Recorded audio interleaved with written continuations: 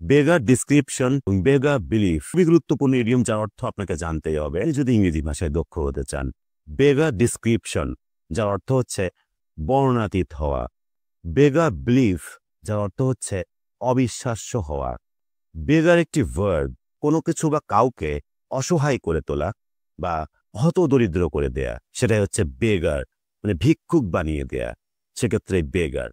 Description, যার অর্থ হচ্ছে বর্ণনা, আর বিলিফ অর্থ হচ্ছে বিশ্বাস। তো বর্ণনা এবং বিশ্বাসকে বেগার করে দেয়া মানে অসহায় করে তোলা, তার মানে বর্ণনার অতীত, বর্ণনার বাইরে। হওয়া শব্দটা কিন্তু রয়েছে, সেজন্য আপনাকে ইজ ব্যবহার করা যাবে না, আলাদা বি ভার্ব ব্যবহার করা যাবে না, যেহেতু বেগার একটি ভার্ব। যদি বলি যে তার নিষ্ঠুরতা অবর্ণনীয়, তাহলে হিজ ক্রুয়েলটি বেগার্স ডিসক্রিপশন। এখানে যদি আপনি বলেন যে হিজ ক্রুয়েলটি ইজ বেগার ডিসক্রিপশন, তাহলেই ভুল হবে। কারণ বেগার ডিসক্রিপশন, যার অর্থ হচ্ছে বর্ণনাতীত হওয়া, হওয়া শব্দটার সাথেই রয়েছে, সেজন্য ইজ ব্যবহার করা যাবে না। বলি যে তার নিষ্ঠুরতা অবিশ্বাস্য, হিজ ক্রুয়েলটি বেগার্স বিলিফ, তার নিষ্ঠুরতা অবিশ্বাস্য।